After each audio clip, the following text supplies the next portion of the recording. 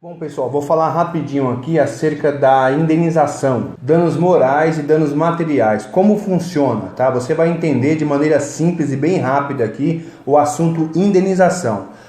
O ofendido, a vítima, ele promove uma ação judicial requerendo uma indenização por dano moral. Ele pode pedir dano moral e dano material juntamente, tá ok? Ou só dano moral ou só dano material. Na ação, o ofendido, a vítima, na ação nós chamaremos a vítima ou o ofendido de autor, o autor da ação, o requerente da ação. Então, na ação, o ofendido, o autor, demonstra ou comprova o dano, os fatos alegados, Ele vai ter que alegar e vai ter que provar. A outra parte vai apresentar uma defesa, uma contestação. Em regra, ela vai desmentir os fatos narrados ou ainda ela vai minimizar o dano causado. O juiz então profere a sentença condenando o réu, o requerido, ao pagamento da indenização ou não. Ele pode proferir condenando ou ainda absolvendo. Ele pode não condenar o réu, é o que nós chamamos de uma ação improcedente, bem como arbitrar um valor. Então ele pode proferir uma indenização de 5 mil, 10 mil reais, 15 mil reais, 3 mil reais, não se sabe, depende do entendimento do juiz. O que o Código Civil fala acerca da indenização, tá? Um dos artigos, o mais importante aqui, é o artigo 927. Ele diz que aquele que, por ato ilícito, causar dano a outrem, fica obrigado a repará-lo, tá? Então, se alguém comete um ato ilícito, e esse ato ilícito causou dano a outra pessoa, quem causou o ato ilícito fica obrigado a indenizar, a reparar o dano, tá? É bastante simples, essa é a lógica, tá? Esses são os elementos essenciais: ato ilícito, dano e reparação. Nós temos o nexo causal, que nós não vamos falar aqui, porque é uma apresentação de linguagem simples. Nós não estamos falando para advogados ou estudantes de direito. Nós não estamos usando os termos técnicos. Então, eu vou dar o exemplo aqui de uma pessoa que teve o seu nome inscrito no SPC e no Serasa, tá? Houve um apontamento lá, uma inscrição. Ela foi tentar um financiamento e de repente descobriu que estava com o nome inscrito no SPC e no Serasa. É um dano, Ela sofreu dano. O ato é ilícito ou não é? Depende. Se a inscrição for indevida, sim, é o ato ilícito. Se ela for indevida.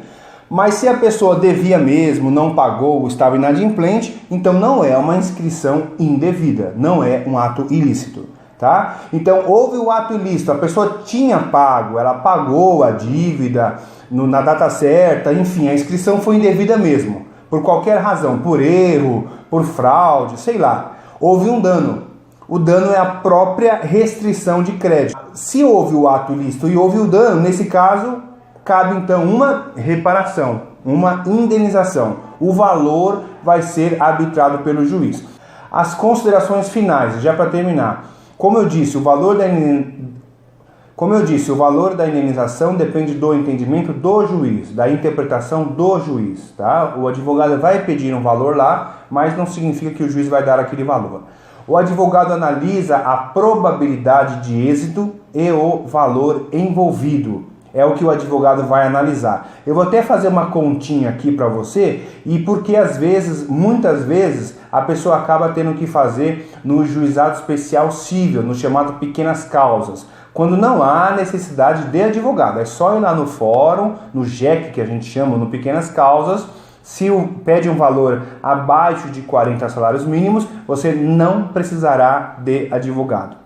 Então vamos lá, o advogado analisa a probabilidade de êxito antes de pegar a causa, se ele pode ou não ganhar a causa, se aquela causa é provável ou não, se é muito difícil ganhar, enfim, quais as chances de êxito da causa e também o valor envolvido, Então o cálculo do advogado é, por exemplo, se essa causa pode gerar a indenização de 5 mil reais, vezes 30%, então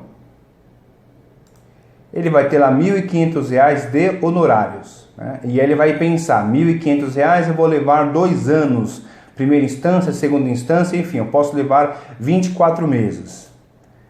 Ele faz o cálculo de R$ 1.500, que são os honorários, né? 30% de R$ 5.000. Ele vai dividir então por 24 meses de trabalho.